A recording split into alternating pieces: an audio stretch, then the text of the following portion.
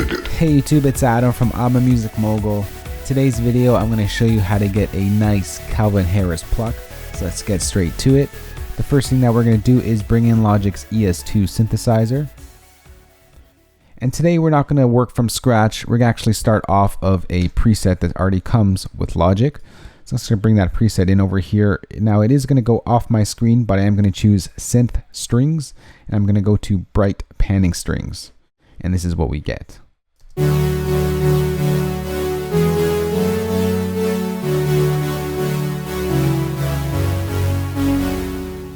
you're probably thinking why we're using strings for sort of a pluck sound, but you're going to understand why in a moment.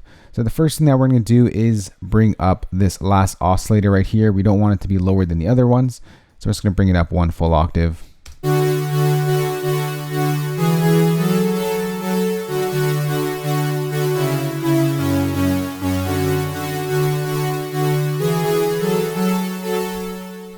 Second step that we're going to do, we're just going to pull this cutoff all the way down over here.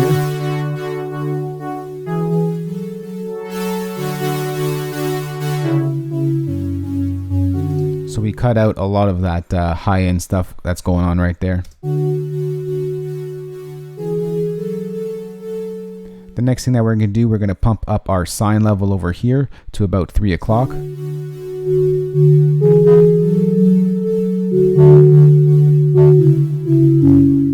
So we are kind of clipping over here. I'm just going to bring down the volume a little bit.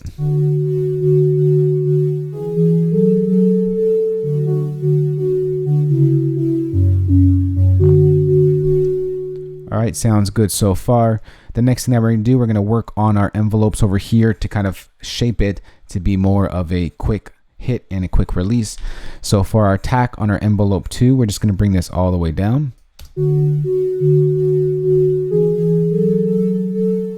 And on our attack on our envelope 3, we're going to bring all the way down as well.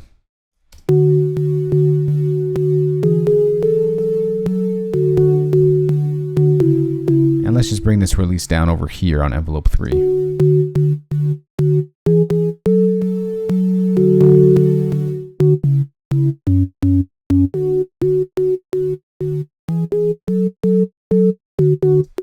Now it sounds pretty good. Now if you don't like such a harsh sort of pop at the beginning of your sound, you can bring up your attack.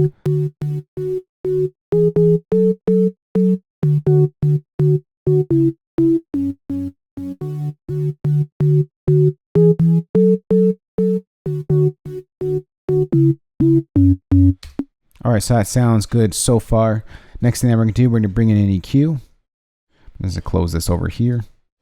And what we're going to do here is just take out some of the lows. So around 80 hertz, we're just going to kind of cut it out with a nice kind of little swoosh. Next thing we're going to do, we're going to make this sound sort of stick out in the mix. So we're going to peak this at around 2K over here. Let's just bump that up about 4 dBs, but we are going to make this a smaller Q to about, let's see here, something like that is nice. And then finally, we're going to put a nice high pass filter right over here, or high cut filter over there. And we could use this for modulating or sort of for automation, but in this case, we're just going to cut this out here.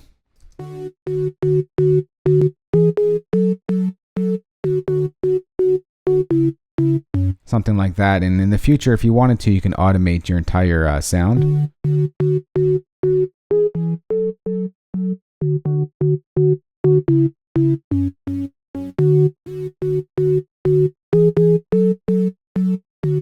But let's leave it like that for now.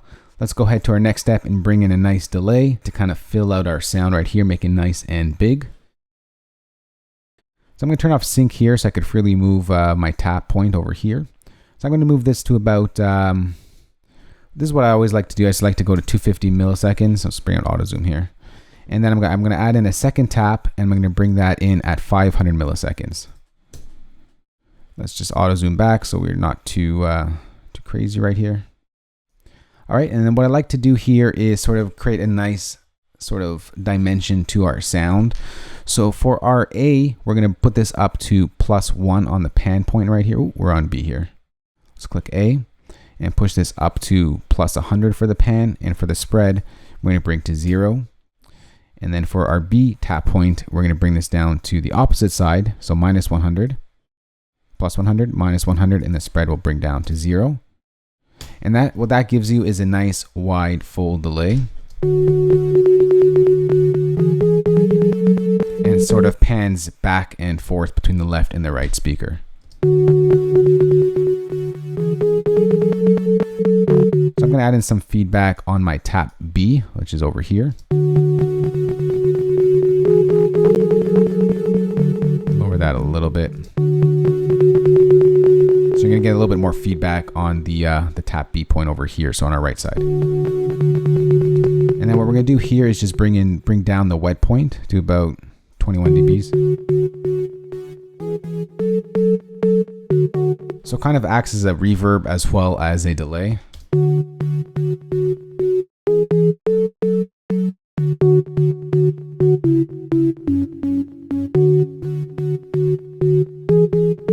It's just very nice and soft and sort of luscious, if you will. And then the last thing we're going to do is just make it even bigger with a giant reverb. So I'm going to bring in, let's bring in Space Designer for this one. And I'm just going to bring in a giant, well, this plugin is giant right now. Let's bring in a giant large space plate. And let's just take a big plate.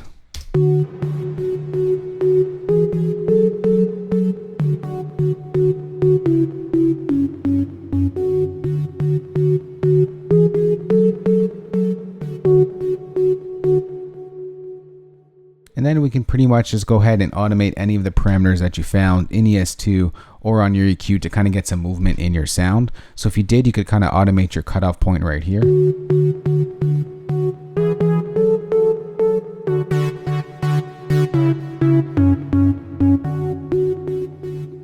Or you can automate the blend.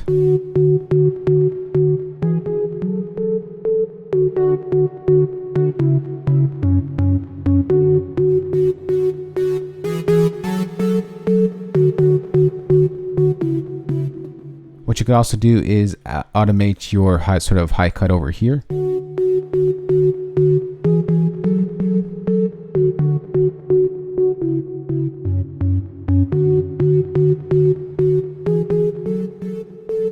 So there's a lot of things that you can automate and kind of make this sound more yours. Add some movement to your sounds as well, because that's what's important in electronic music. You always want to add a little bit of movement to your sound so it's not so static. So if you do have any questions on this, you can ask me in the comment section below. As per usual, I am going to go ahead and save this as a preset, this pluck sound, so you don't have to do anything that I just did. And you can find that in the description box below if you did want to download that preset. I'll also include the entire Logic channel strip setting right over here, so you guys don't have to play around with any of the plugins that we've added. Load in the channel strip and you're good to go with this nice big EDM Calvin Harris plug. So if you did like this video, guys, remember to hit that subscribe button. And if you did like this video, remember to thumbs up and share it. And I'll see you all in the next one. Talk to y'all soon. Later. Peace.